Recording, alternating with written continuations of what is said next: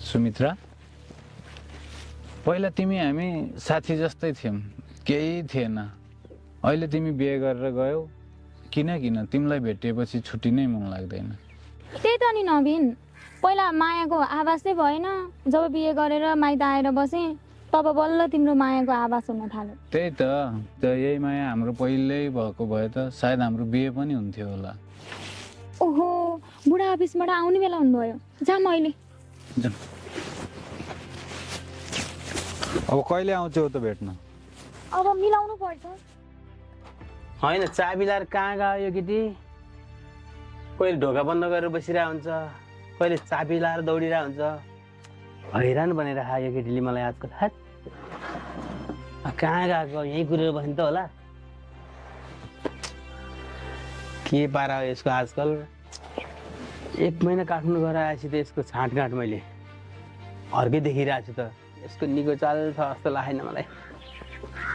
ए आउनु भयो तपाईँ आए नि अनि कहाँ गएर आयो अरे अहिलेसम्म कहाँ जाने हो र त्यही पानी आमा गिरामी हुनुहुन्छ भन्नुभएको थियो त्यहीँ भेटेर आएको नि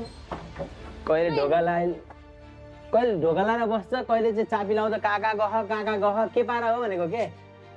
कति शङ्का गरेको के हिँड्नु न अब त जानु म भित्र झ्याउला आउँछ मलाई त चिया बनाऊ छिटो जानु मलाई लिएर आइहालेँ कलाएर आउँछ यार आजकल त मलाई दिगदार लागिसक्यो मलाई त 1 महिना काठमाडौँ गएर आउँदाखेरि यस्तो पारा छ यार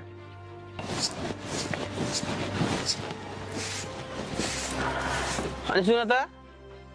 अफिस जानु लाग्यो म त आज अलिकति ढिला हुन्छ है म आउन ए हुन्छ बेलुकै हुन्छ होला आज आउन राम्रोसँग बस नि काहीँ नगइकन फेरि ल जान्न काहीँ पनि ल म निस्केँ है त अहिले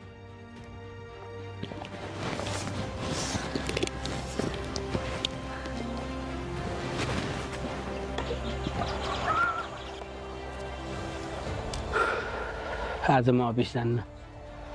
आज यसैलाई चेक गर्नलाई घरै बस्छु आज म नानी ए भाउजू नमस्ते नमस्कार आउनु न बस्नु सन्चै हुनुहुन्छ म त सन्चै छु अनि हजुरलाई म पनि सन्चै छु होइन को आएर रहेछ हुन्छ भाउजू म चिया बनाउँछु बस्दै गर्नु है भाउजू जस्तो अब एकछिन यहीँ लुकेर हेर्छु अनि भाउजू गएपछि जानु पर्ला भेट्न भाउजू कतिखेर जानुहुन्छ त्यतिन्जेल म यहाँ कुरेर बस्छु कि को रहेछ यो होइन को रहेछ यो पनि कुरिरह आज पनि काम बन्ला छैन जान्छु अफिस को रहेछ यो खै आज काम मलाई लाग्छ छैन म पनि जान्छु